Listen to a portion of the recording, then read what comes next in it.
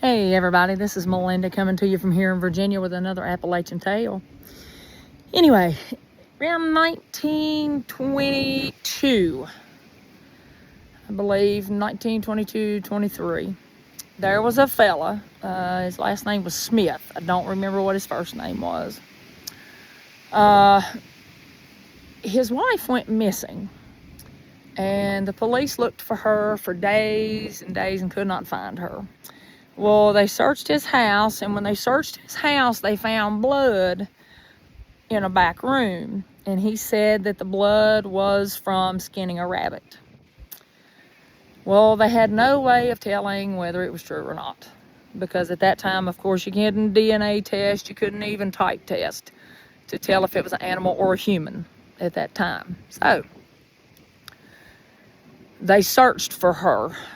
Well, her grandfather, who was about 85 years old, on the 5th day of searching, shows up at his granddaughter's house. And he tells the police there, he says, "Men, I know where she's at. I know where she's buried at." He said she's buried up on top of the hill in the garden. Well, anyway, they looked at this old man and they thought, well, this old man is crazy. He said, no. He said, I had a dream. He said, she came to me and told me she was in the garden. The old man hadn't been out there for days searching. He said all he'd been doing was praying. So he said, I'm going to prove it to you. They said, old man, go ahead and go search. So anyway, they go and search. And the grandfather's taking his cane and pushing it down through the dirt. Every 2 or 3 feet, he would push it down in the dirt because something that was off that nobody even paid attention to was the tilling that had been done. I think somebody would have noticed that. But all of a sudden, this man's pushing his cane in the dirt, and it goes down, maybe a foot. And then all of a sudden, he pushes down, and it goes way too far. I'm talking 2 foot at least. He turns around and he hollers. He said, "Men, come here, bring some shovels. She's buried right here." Well, they go, they run, they grab the shovels, they start digging.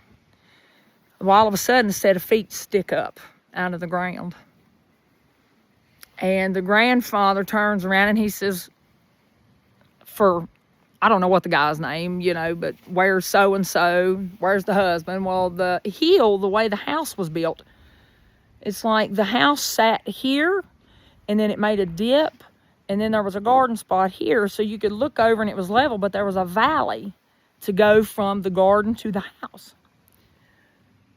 So they look over, and they see the husband. He's got a double-barrel shotgun between his legs and in his mouth. They yell, try to get him to stop. Next thing you know, boom, he blows the whole back of his head off.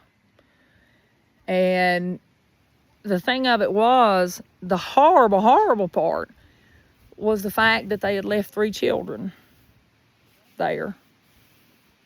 And nobody knows what happened or why she was murdered.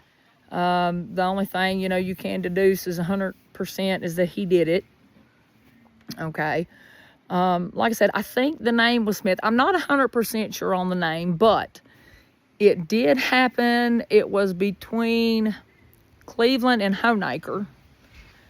It was the area that it took place in. And like I say, this was in 1922, 23. Anyway, this is another Appalachian tale. Thanks. Don't forget to like and subscribe. Bye.